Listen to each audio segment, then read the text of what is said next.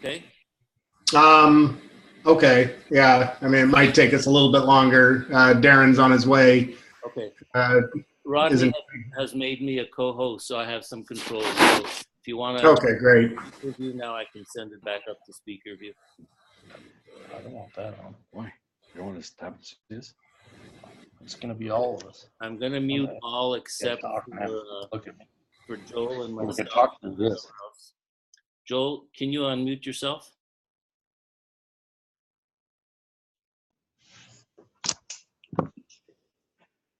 Where's Joel? Hey everyone, this is Troy Muhlestein. Can you hear us? We can, Troy. It's John Gluckman in Vancouver. Thanks for coming on. Hi, John. Sorry for the confusion. Yeah, Rodney has an emergency that he had to deal with, so we're just trying to jump in his place. So the purpose of the call today. Hey, John, your audio is really bad, John. How bad? Like, you're really hard to hear. Okay. Give me 1 second. Let's see if it helps. We wish Rodney's emergency for him to get through that. Rodney, I don't think you can hear us, but you will in the recording. Thoughts go out to you, whatever your emergency was. And thanks for everyone that joined today. Sorry this ended up being quite late here, but that's the reason why. And Troy is on here, Troy Muhlestein from corporate.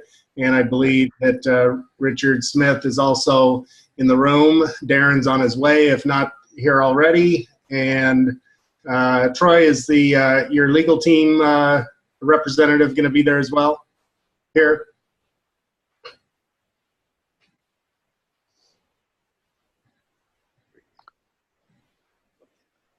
I think John muted him out inadvertently. I did not. Okay. We have the judge and jury, but I did not. My bad. How do you find the controls here? Troy, I hear you. Are you able to go ahead and speak now? Trying to get it connected to a Bluetooth speaker. I had it going. Okay. Now Well, I can't find my controls. Well, you sound good right now. So,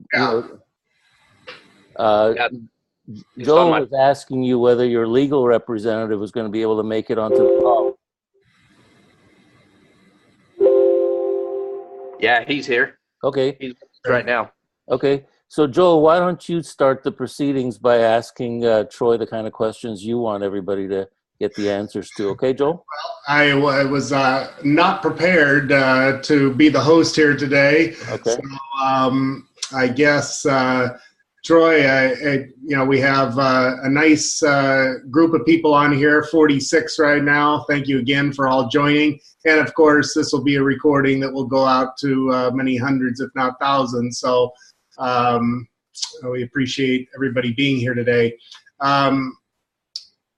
We at some point here, we want to allow people to, I think one of the focuses of this call today was to allow people to ask their questions in light of the cryptocurrency environment in the U.S. and Canada in particular. People have a lot of questions, and they want to be a part of something real. And of course, I've visited the offices at NUI and met all of the founders and owners and feel very, very comfortable myself. And the point is to get everybody else to a level of comfort, and hence this call. So, Troy, I don't know if you or Richard or just want to start sharing some of the pertinent information that people, people have questions in the area, or if we want to just go straight into Q&A.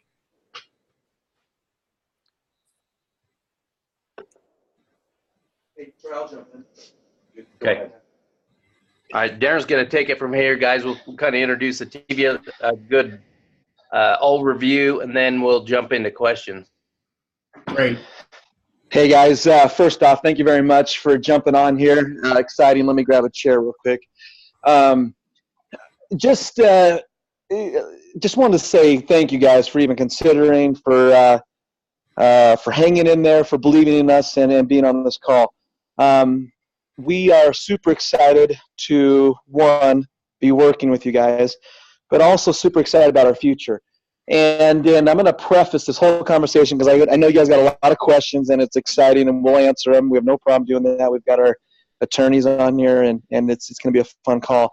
But the preface to this whole thing that I want to explain is we started jumping into this over a year ago. And our number one concern this whole entire time is we knew regulation was coming. We knew the SEC, we knew it was going to come. We didn't know when or how or what. And we're not having this call because of what happened to USI or BitConnect or anything else. We've been preparing this for 6 months.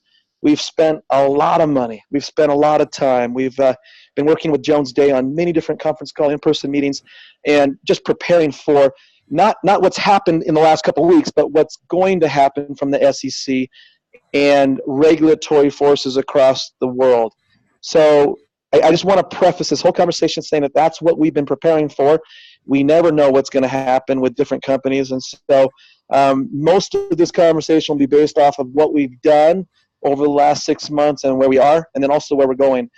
Greg Fernie's here. He'll be jumping on this call. But number one, we're super excited. Our number one goal has always been, and we're going to stick to this from the day till the day we die, our number one goal is helping 1 million people make $500.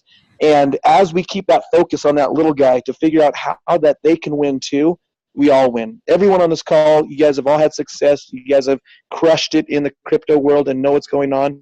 And as we were looking at crypto a year ago and putting it onto our core platform, it just became overwhelmingly apparent that this is a major play, not just a small one, but it's major. You're talking billions of dollars. It's still the Wild West, meaning, you guys know the regulation's not quite defined, but it's the next wave. We've decided as a company to stake our flag that, blockchain is literally bigger than the internet. The internet opened the world. It allowed everyone to be able to communicate, but blockchain is bringing transparency now. And whether we look at cryptos, because that's what we're talking about, cryptocurrencies, that's just a little fraction, you guys, a little fraction of what blockchain brings to the world. And we as a company have focused hard on initiatives where we're founding all of our products and services on blockchain. So we're excited. We're excited for the next 5 to 10 years. It's a race. It's a race to see who gets their stake and adopts and embraces blockchain. But I will tell you this: I have had the craziest meetings I've had in my entire business career over the last 2 or 3 months, being recognized by the largest companies on the planet that want to partner with us. Everyone, and when I say everyone, I mean you guys see JP Morgan's jumping in, but there are major players in the world that have been silently building. What's that? Oh, okay. Sorry, I'm cutting out. Sorry, guys. But there are companies in the world that are moving forward behind the scenes and publicly, and it's our goal to lead that charge into the blockchain world. So thanks, guys, for jumping on here. What we'll do is we'll do Q&A, and I have my 2 partners. You have Richard Smith and Troy Muhlstein, who are my partners, and they're sitting in another room. And then you have Greg Fernie, our in-house counsel that is working with all the different law firms that we work with. In particular, for this conversation, he'll be addressing a lot about Jones Day and their relevance to the crypto world. So I'm going to turn the time back over to whoever, but I just wanted to, welcome everyone to this call and say thanks for being a part of it. Thanks for listening, and we're excited about our future. Great. Thank you, Darren. Excuse me. Thank you, Darren.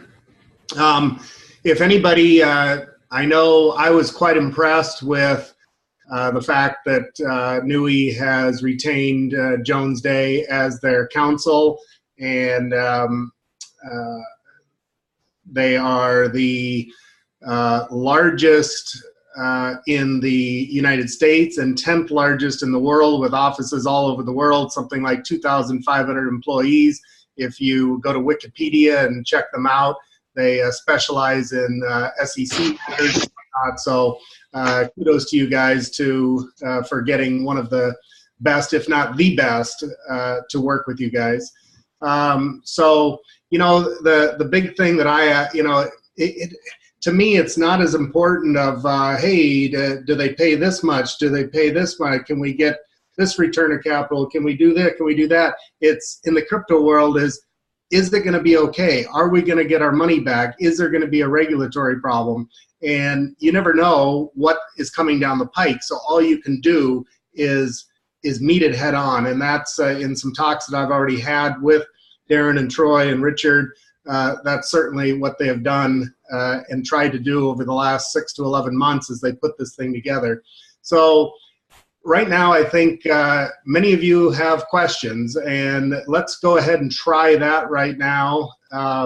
If you want to unmute yourself and ask Troy and Richard and Darren and their legal counsel there, ask your most burning question so that you can move towards a comfort level to really get behind NUI and Mintage mining and really make a go of this. I'm so excited because to me, it's diversification in the crypto world, but it's also diversification in the fact that as we're building a team in Mintage, we're at the same time building a team with NUI and what NUI brings to the table. And as I like to say, they share the same pay plan. And so, we're not just building one thing, we're really building two things. And that other thing, even though it has some things related in the crypto space, such as their Kala token, which is probably the most utility token ever put out in the United States, I think. It's actually phenomenal how legal, I guess, it is, and how they've prepared it to be that way. But we're really building two things here at once, and it's really, really exciting. So with that, go ahead and unmute yourself if you have a question and let her fly. Joel, I've got a question for the legal counsel. Listen, I've got a question for the legal counsel.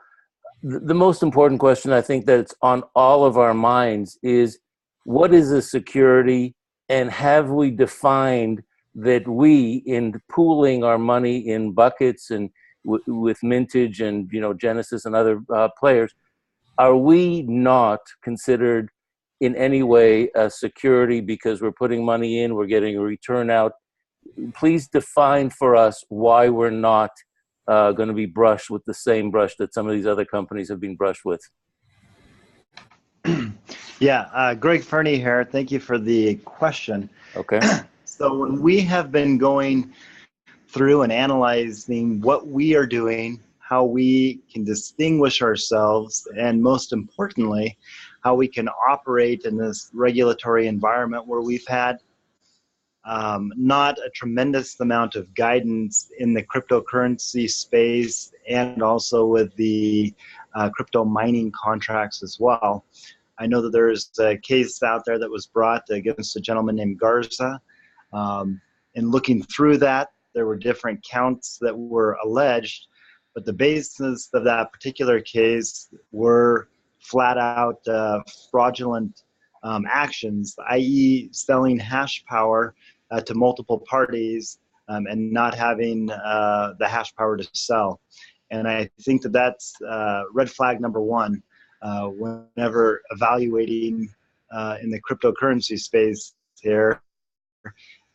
Is there actual hash power being leased and or a service contract for that particular arrangement? And if so, can you tie it back to the blockchain, and can you verify? So from those perspectives, certainly on our compliance, we most certainly can do that. We can verify that, and we're not in any of those kind of situations where we're drawing a red flag because of that. Getting into the areas that you had mentioned in terms of just our, I'm breaking up. Yeah, it says Troy's bandwidth is low. Try again. Okay. In terms of the definition, we all know, the broad definition of what a security is. Again, what we're doing right here in tandem with our outside counsel is making sure that we're structuring the agreements with the proper language and with the arm's length transaction that is needed and required, so that we are actually, believe that we're falling outside the broad definition of a security. Again,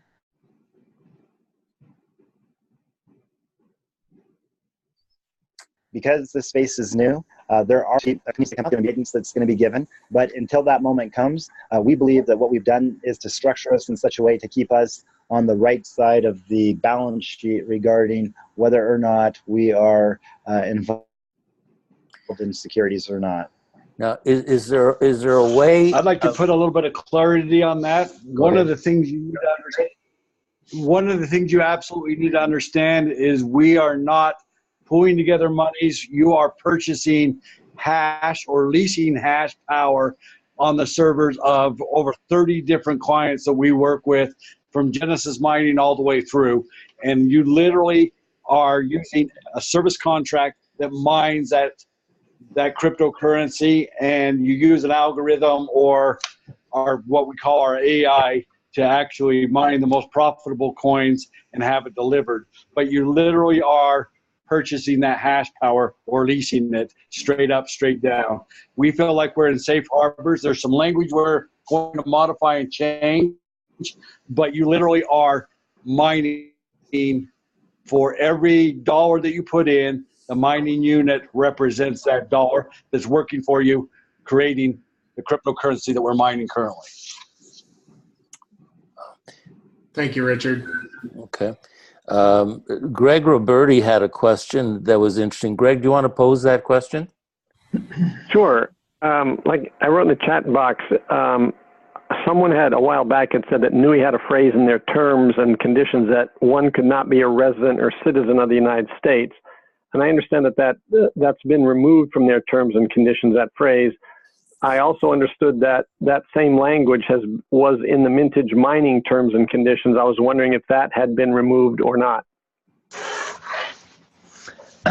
As far as Mintage mining, I'm not sure what they have done. Mintage is a separate company, and they have their own separate legal counsel. In regards to our terms and conditions, when we originally, because we've been working on this for quite some time, months and months and months, we had originally included that language because at that time we were still working out the regulatory framework in which we were going to be able to offer this as a benefit to our members.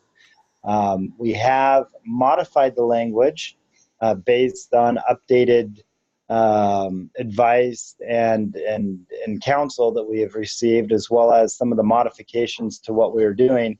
As Richard alluded to, we will even have further modifications just based on the ongoing regulatory environment that we're in. And as we get new opinions, then we make sure that we're in compliance.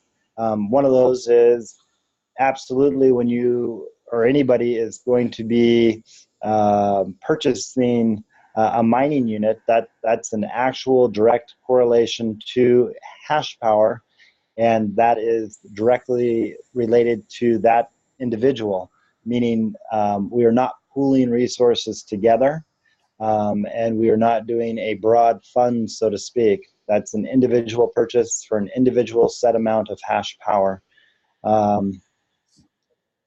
So I don't know, hopefully that addressed what your question is, but as we get updated information, as we make modifications, then yes, it's an ongoing process for us to modify as well our terms and conditions.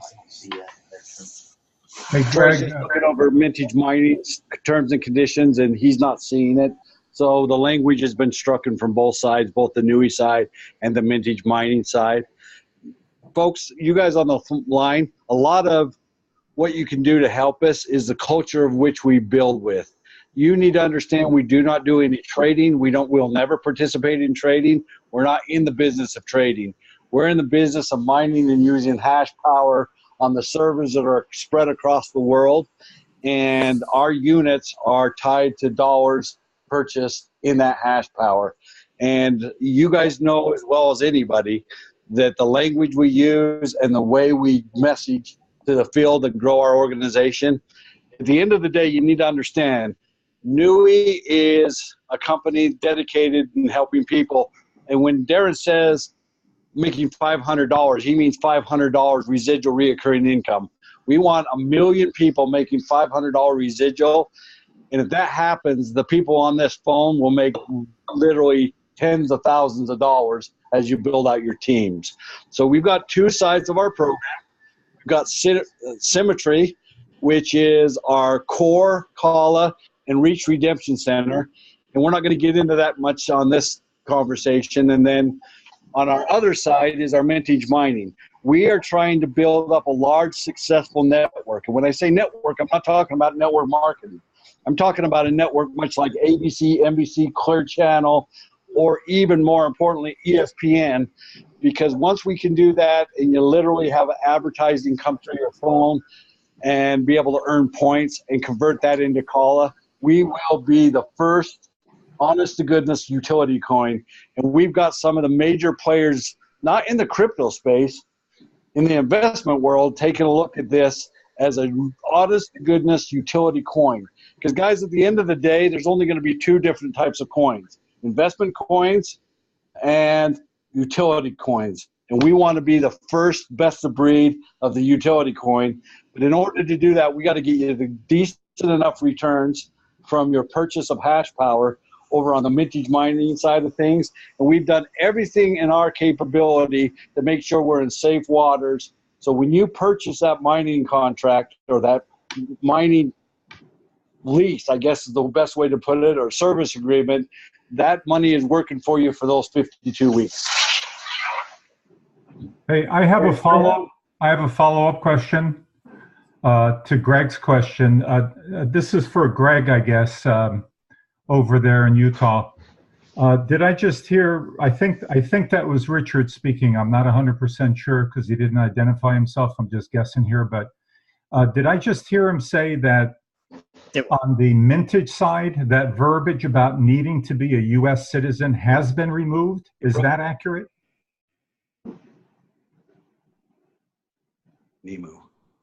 And the only reason I pose this question is because we are going to be asked this question over and over and over and over again. So we really need to resolve this and get the right answer, if you wouldn't mind. What do you mean by NEMU? Of the terms. If you're not logged in, the 3.17 about not accepting U.S. citizens is still there. If you log in and go to resources and go to terms and conditions, it's not there. So there's two different versions. What is NEMU? Are you talking about NUI? No, Mintage. No, I'm talking about NUI. NUI.social. If you're not logged in, 3.17 of the terms and conditions is still there. If you log in and go to resources, it's not there. Okay, well then that's just an error on our part that we'll have to make sure that they're synced up. But that was a recent change that we made. Okay, what does the NEMU mean? Sorry? What you said NEMU. This is Richard. I just want to know what you mean by NEMU. No, I didn't say NEMU. Maybe somebody else said Kyle. NEMU. It was Kyle. Yep. Anyway. So if Mintage is a separate company, which I understand, then is there a contact person at Mintage that we could contact and ask them about that verbiage on their contract so we could get to the bottom of it? On their terms and conditions? We would, on their terms and conditions, be happy to, clarify that. On the contract. Hey, Greg. Hey, you guys, we have a meeting with the owners today. And Greg, I would just say make that side note to make sure that's one of the things we cover. But back to the evolving, changing, atmosphere we're in. Every time that we're getting updates from different, from our attorneys, we are doing that. So we will put that. We will get you an answer. We'll be sitting with the owner here in a few minutes. So that's something we can track down quick. Thank you. Kathy had put her hand up. Kathy Bonham. No, my question was already answered. Okay, thank you. No, you posed the question that I was going to pose. Okay, good. All right. Anybody else with a question? Gentlemen, just to let you know, you'll see additional changes, after today's meeting as well, based on some of our updated information. And, when you check back on the Mintage site, just be prepared. There will be changes to language. In particular, one of the issues that we'll be removing is the confusion regarding a pool. Because again, it's not a pool of funds. It's actually just as if an individual is purchasing just hash power themselves, and so it's not dependent upon the efforts of the pooling of additional members in order for that one individual to purchase their hash power. Okay. Thanks for that clarification, Greg. I know that one thing that we're all concerned about is when there isn't one clear video, and I'm talking about one that specifically pertains to Mintage mining. When there isn't one clear video, everybody starts making their own material, and it just gets out of hand, and everyone's posting on social media and whatnot, and making it very clear that only generic postings can be made on social media, and having Mintage or NUI put out one clear video, and it's made absolutely clear maybe every time you log in that it drops down and says, if you're marketing, you can only use this video. I think that would clear up a lot of issues out there with people saying all the wrong things, because no matter what you do, what you say, people start saying, hey, invest in this and make a return and blah, blah, blah. And that's not what's happening here. So is that something that you have on the docket or can put on the docket to get that one clear video out? Absolutely. And in the meantime, we are going to be religiously stern on the fact that if you're doing anything in social media, if you are not using the corporate approved PowerPoint presentation, you are completely out of line. So if you're going to go share any part of this, including Mintage, you better use a corporate PowerPoint as we build out our video. We are going to create multiple videos, one on the symmetry side, one on the Mintage mining side, and one on the compensation plan on both sides. So yes, we are building that out, but until we get that complete and duplicatable, if people use the PowerPoint presentation to get the message across, we feel very confident and comfortable that that's in compliance. Bruce had a question. Go ahead, Bruce, are you there? Yeah, I am. Can you hear me okay? Go ahead.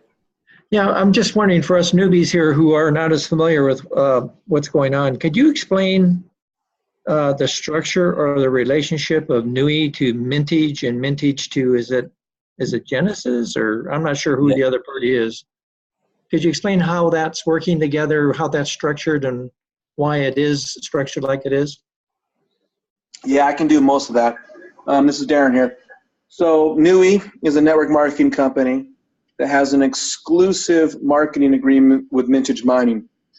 Not one single owner here at NUI or Symmetry or anything has any ownership in Mintage Mining, and that was specific. I don't know if you guys have studied a lot of history on, we were actually trying to buy the company about 4 months ago, and we got steered clear from that directly from Jones Day saying, hey, we need to have this arm's length transaction. So instead of buying it, we got an exclusivity agreement with them. So we still get access to all the inventory that they have, and only us. So that's nice. So that's the relationship there with NUI and Mintage. What was the other organization you said? There were three. Genesis. Oh, Genesis. Okay.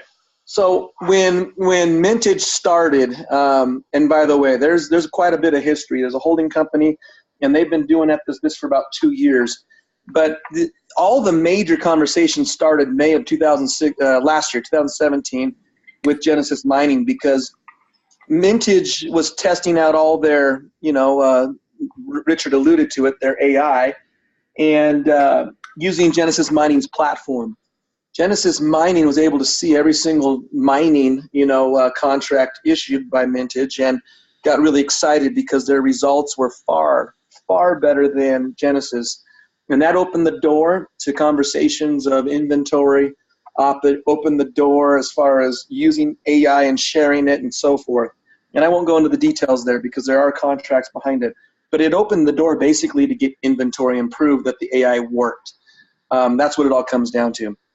Once that was established in kind of a game plan saying, hey, based on performance measures, Mintage gets more and more inventory, Mintage then took that and copied that model with a number of other companies.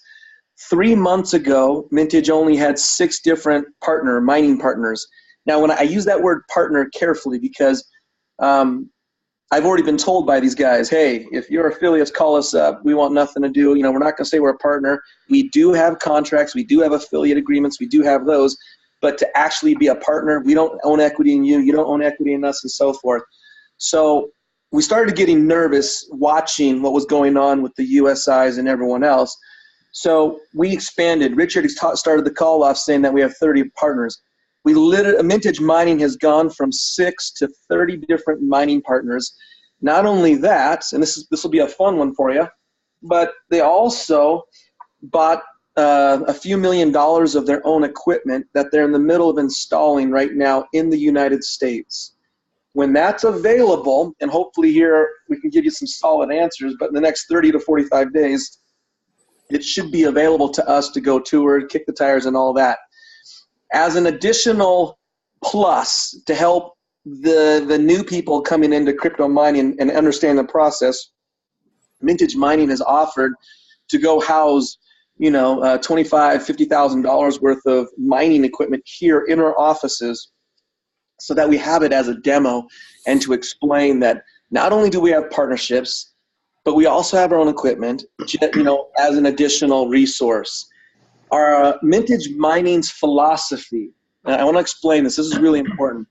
The philosophy behind this is, if you watch the crypto world and let's just say we took $100 million and went and bought mining equipment just for Bitcoin. Well, great. If you do the math, you don't break even for like a year and a half or plus. So that's why they roll out 3 to 5 year contracts. Well, what happens if Ethereum becomes the next Bitcoin here in the next year, or a new coin, Ripple, overtakes everything? Mintage Mining, I've sat with the owners, I've known them for 8 years, but the philosophy has been we want to be loose and flexible to go with what's the most profitable at the time. We really don't know if Bitcoin's going to be the biggest coin here in 2 years or 3 years, but we don't want to have $100 million invested attached to one coin. Hence the reason why Mintage Mining is focused on 30 different partners offering a slew of different mining contracts. So I know that was a long answer, but hopefully that helps you guys understand the playing field. And Greg, you can add to that too. I have a question. You did a very good job. Thanks. That was a great answer, by the way. It wasn't too long. This is Robin in Nevada. I was wondering, for the future, like we have a little store in Virginia City that's a collectible store, and we would like to be able to take coins, cryptocurrency. Is that part of our future with this company? Do you think that we'll be able to get into the ATM for cryptocurrency, or helping merchants to use cryptocurrency in the marketplace? Darren, I'm going to let you have that one. Yeah, I was just going to say, Richard. Richard, you cannot talk. The deal with that is, we like I said, I started the call off on purpose saying we've taken initiatives to focus the next 5 years specifically on blockchain solutions. I can say this. We believe that we'll have an option sometime, down the road in that space. What's really exciting is the solutions that have come to us from the partners that are there. We don't have anything ready. We don't even have a time commitment, but it's 100% on our radar that it's something we want to address and be a part of.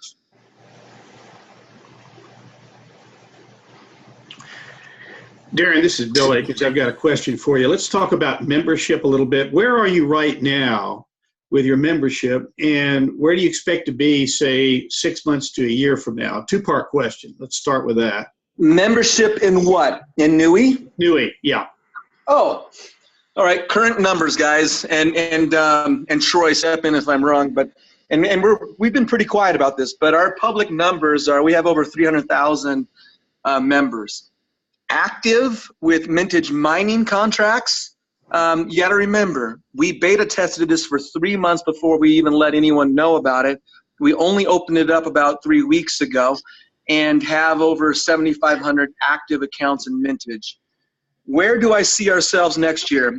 Richard, I'm actually going to want you to answer this one, buddy, because this is a very exciting conversation, and be conservative, Richard.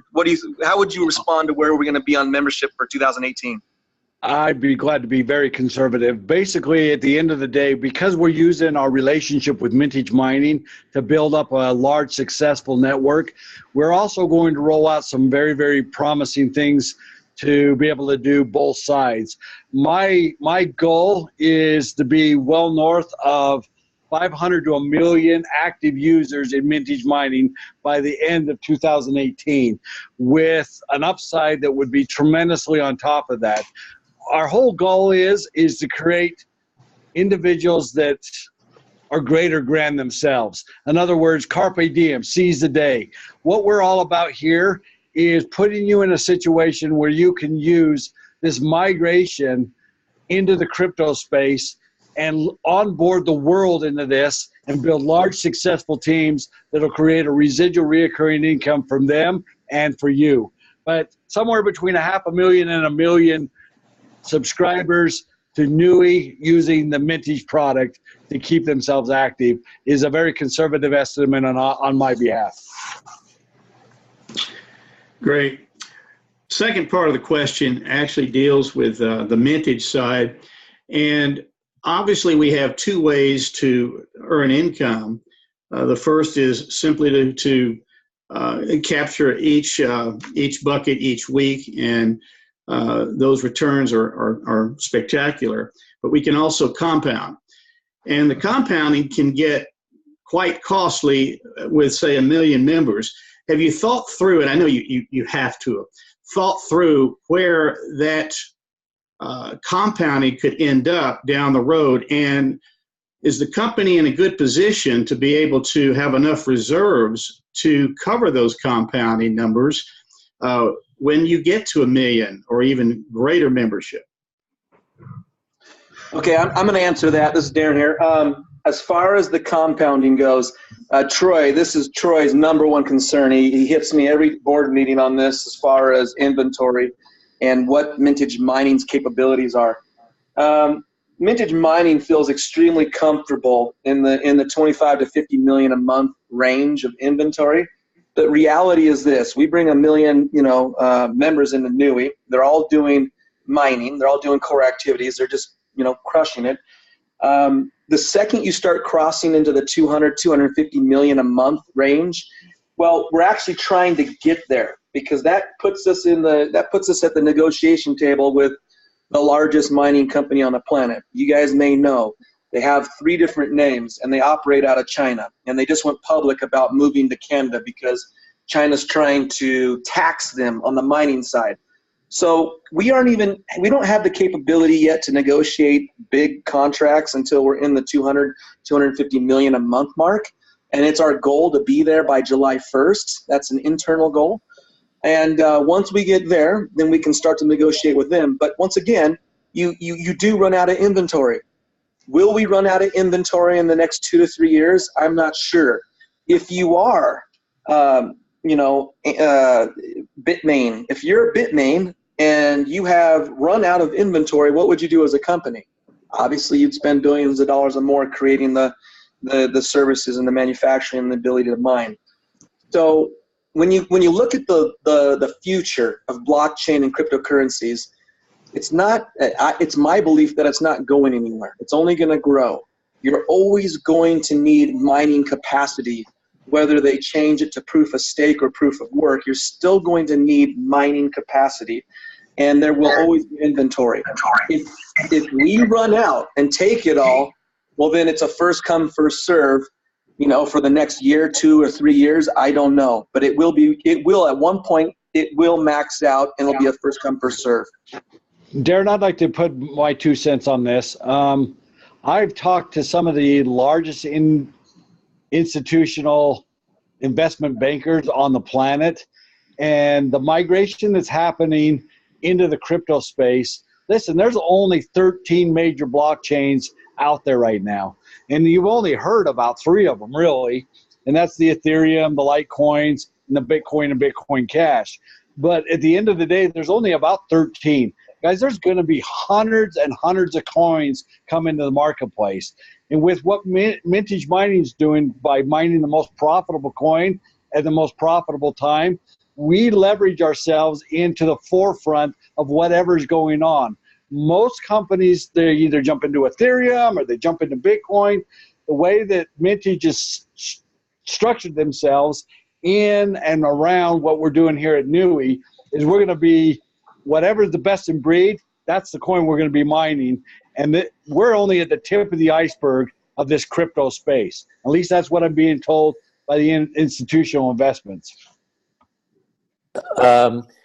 Just to follow up on what Bill was asking about the reserve question, it's come up recently in another context that was one of the reasons that another company decided to pull out temporarily or permanently, we don't know yet, out of the United States, is because their reserves were run down to the point where they were concerned about being able to handle the daily withdrawals of multiple Bitcoins by many people every day. Will you be putting any restrictions on how much can be taken out, from your wallet on a daily basis to make sure that you never run out of reserves and you always have at least that 30% that's covering the commission structure always on the sidelines to be able to continue operations? Hey, so I can answer that because this has been a paranoia of the owners of Mintage. They will not hold a single penny. Every penny that comes in, they pay out immediately. They pay everything out immediately on the spot. So every Wednesday, when the Bitcoin comes in from the contracts, they pay all of it out. Commissions are paid on Friday. Customers and clients that are using the contracts are paid on Wednesday. So there are no limits. They pay the whole thing out. Now, me as a user, I can pull out my Bitcoin every single Wednesday and do what I want with it. Yeah, you have to come back in and repurchase a new service agreement on a weekly basis, or you're forced to take the Bitcoin that's delivered from Mintage Mining. And it mines the best coin, and then it settles out in the Bitcoin. And if you want to re-enter, you've got to repurchase a new service agreement, which starts the clock from that new service agreement another 52 weeks. So what you're used to and what we're doing is night and day difference. When you purchase a service agreement, you're putting all that money to work for 52 weeks. And every week you make a return and you have to either take it or repurchase a new service agreement. That's just how it works here.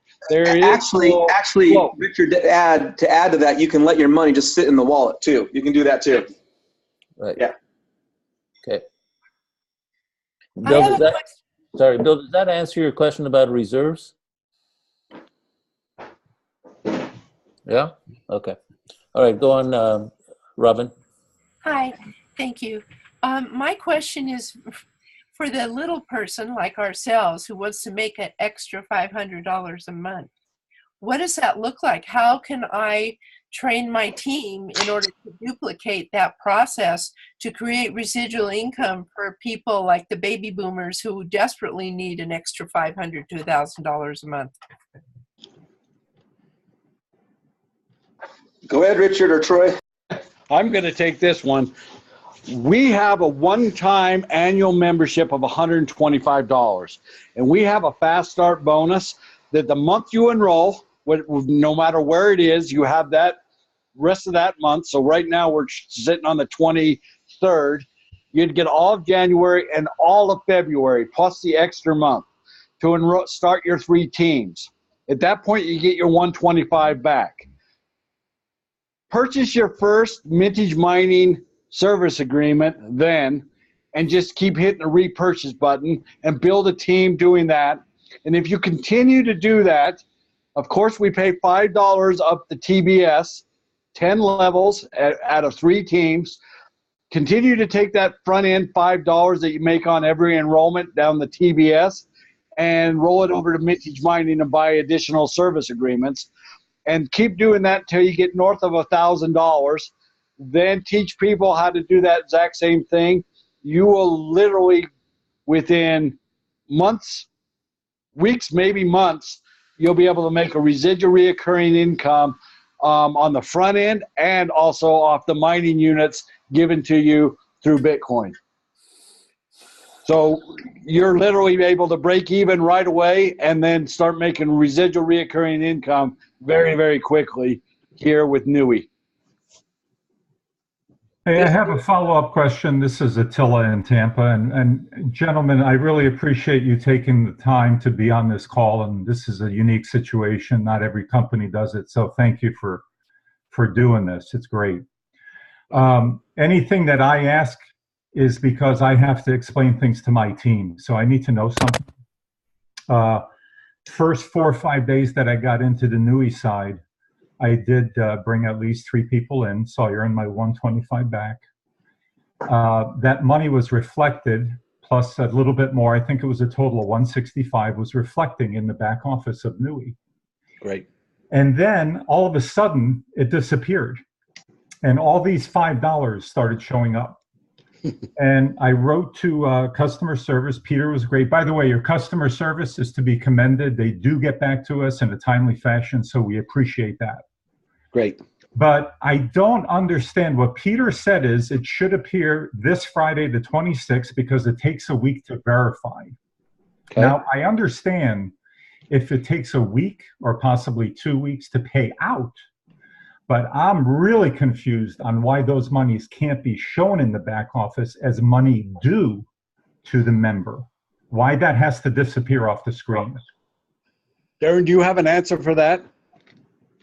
No, I don't actually. I want to make sure I understood that situation. So, because it shouldn't be. It should be a running total. I mean, that's the whole point of having the back office. So it's gone. It's gone. Yeah, I had about 160 pending. And again, I hate to be repetitive, but I'm going to need to properly explain this to Hold on. Did you have a Coinbase wallet attached to your NUI affiliate back office? No. Okay. Because I know that we pay out in Bitcoin also. And so once we pay, it automatically goes. So let us chase that down. And I can go grab Peter right now to go figure out what that whole thing is about. Yeah. So, let me address how it's going to go going forward. Right now, we're Tuesday to Tuesday on the front end of this thing, so the 125 and the $5. The following Friday, you'd get paid, and it'd roll to your wallet. And that's how it's going to work like clockwork. So the week that you earn it in, the following Friday, you get paid. But there's no reason it should disappear. So we'll track that down and make sure that that doesn't happen anymore, because that's unacceptable. People need to know what they've made and rely on it. So well, that's all. Listen, that's all. We're all big boys and girls. That's all we ask for. We want to see what we're due. If it takes a week or 2 to get paid, we understand that. That's not a problem. But let us see what we earned. Hey guys, Bill Boussier had an interesting question that I had been wondering about as well. And basically right now, when you're looking in your Mintage under the events where it enumerates the bonuses and overrides, it gives you the information about the numbers. So if somebody had put in $1,000 and he was a bonus or first line to, you'd get 10%, so that's easy. If it was an override, you'd know that it was 2%, so you can multiply it by 50 times and figure out what he or she had put in, but you have no idea who it was that put in those amounts. Is there a reason that that's hidden, or is there a way that we can learn who of our teammates in our matrix are putting what kind of money in, so we have an understanding of where to work and where to focus our attention on people that are building it? Wonderful. So, you know what? I would love to be able to say we will be able to do that, but because of the Privacy Act that we've encouraged here at NUI, we are not going to be able to tell you exactly what every one of your members have purchased in Mintage mining contracts. What we do want to be able to do is report every one of your tiers and how many new units are purchased on that tier. We also want to be able to report who's active and who's not. We're sorry that just the very notion of how we're doing it, a lot of people, we've got people that come in with millions of dollars and they want to be private. They don't want it publicized how much money they have to work. We're working for them in minting. We get that. So you don't foresee a way of sharing with us some kind of information or nuance as to who in our matrix are the real movers, other than us talking to everybody and finding out what they're doing. There's no other way that you can foresee giving us an insight on that? You'll be able to see tier by tier the volume that's being created, but we're not going to be able to let you know the individuals that are purchasing big mining contracts. No. Okay. All right. Any other questions, folks? Yeah, well, just a couple questions. Go ahead. Hey, this is Keith Bliss. Thanks for joining us. I've been on one of the calls with you guys, and I'm gleaning lots of information, taking lots of notes, and of course, asking questions too that are going to be asked me. So one of the questions is I see you guys are promoting Coinbase. Is there a reason for that? Because there's a lot of opinions that sway both sides of Coinbase, and in my circle of influence, it tends to be on the negative end of it, because as I understand it, they control both of your keys, the public and private keys. So let's start with that one. Then I guess the question on transparency. Darren, do you want to answer the Coinbase at? Yeah, it's real simple. Coinbase is the most well-known, user-friendly. My personal opinion is I can't stand them. We have an initiative to roll out our own wallets. We don't have a deliverable date yet, but that is, you guys have no idea. Coinbase is the easiest, most well-known, but I've got a lot of problems with it. It's not our long-term solution. It's what works for right now. Okay, I disagree on the easiest, but we'll move on from there. Transparency. No, I don't believe it's the easiest at all, but the numbers prove it. They netted $1 billion last year. Well, yeah, it's kind of interesting. I just had a pop-up a minute ago from Bitcoin News. Coinbase is making $2.7 million a day.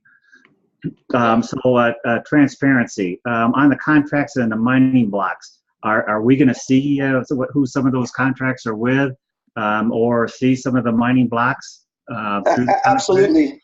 Yeah, absolutely. I don't know if I said it on this call or another call, but I will say this. I know it's being recorded because it's pretty exciting for us. We've put 5 months behind the scenes putting this together, but we're building something that we've actually already filed patents for too. So we're building something very interesting. And once again, this is being recorded, so I don't have a deliverable. But we knew, 8-9 months ago that one day what's happening in the industry would happen. And so what if you could attach and show every single mining contract and prove it through blockchain, you're good to go. Well, there's many, many, many companies that don't show anything. So 5 months ago, we came up with this idea to build an exchange for mining contracts. Basically, you copy the bond market and you go use it as far as these, hash, petahash contracts, right? The mining contracts. So we've been building it. We know that was going to be our ace in the hole that we roll out. I don't have a date for you, but the second we do, every company on the planet's going to have to prove up. Now, that being said, every single company has different regulations or ways of reporting. Oh, you broke up, Darren. Darren, you broke up again. Yeah, Darren, we lost you. It sounds like we lost him. Every single mining contract will be reported on a blockchain scenario, and we're going to be the most transparent mining organization with Mintage Mining, and we're doing that because we literally want to be the world's onboarding into the crypto space. both in the symmetry side and on the Mintage mining side. And so we're going to be as transparent as it gets. So that was a great question, and Darren gave you the best answer he could. And we are frantically having Mintage Mining build that out. There has been patents filed, there are patents pending, and I don't even know, it might be completely issued. So we're on track with that. Hey guys, I have a couple quick questions. This comes from one of my top leaders, and I echo the first question he has. The second one, I'll start with the second one first. His question was whether or not it's a possibility to establish some sort of a suggestion box on your end so that folks could send. You know, we've got a lot of good people, a lot of professionals that come from corporate America too on our teams, and we could certainly lend some great ideas, and just give me your thoughts on that in a moment. And the first question is it possible, and I feel strongly about this as well, to send us an email when somebody joins in our organization? Because right now we have no idea. When somebody comes aboard, we do not get a notification that, you know, John Smith has just joined your team. Yes, let me answer the first question first. Yes, there will be a place for you to submit questions, and there will also be an advisory board placed together with NUI, and there will be people probably from this call that will be invited to, and there will be a short-term seat that only lasts about a year, but we literally want your input because we feel like we're co-creating this with you. Right. This is a company dedicated in making the individual great, and that's why we chose our name, NUI, which is in Hawaiian Greater Grand. Now, let's talk about the other side. Yes, we'll get emails for every enrollment that happens in your personal enrollment network, as well as we want to let you know transparency of what's happened in your team building structure, the 3x10 matrix. Great. Thank you. And we should be able to give you a timeline on that real quickly. Super. Hey, can we expand on that? I have not gotten versed on the back office of NUI yet, but what kind of information are we going to see from our team? Are we going to see a name, phone number, and email on everybody? Everybody that's on the team building side of things, so your personal enrollment tree, which is a unilevel, which unlocks the tiers, yes, you're going to get all that information that's already there. Because of the spillover nature of the team building structure, we are not going to do that because of cross-recruiting laws and things that get really messy if we give it over there. But on your personal team, so everybody you enrolled and so on and so forth, and who they've enrolled all the way down, you're going to have contact information to work with your team. Okay, great. I appreciate that, and I understand that on the cross-recruiting. Very, very, very important. What about levels of growth? Are we going to see where people are at on their growth? Yes, you will, and it's back there. You go through the tutorial and go to the blog and go into the back office. It's very, very intuitive, and it's only going to get better from here. So we're excited about that. Hey guys, I'm the only one left on the phone, and I'm late for that meeting that they've all gone to. So one or two more questions, and we'll call it a day. Yeah, and before we do, I just wanted to thank you guys. I have to step in this other meeting, and it is with the owners of Mintage Mining, and it's a legal meeting. So thank you guys very much. I appreciate it. Richard, time back to you, buddy. You broke up again, Darren. So I have a question. Yes, go ahead. Speaking of the owners, who are they? When did NUI start? Are the owners listed on the website? And is the company profitable at this point?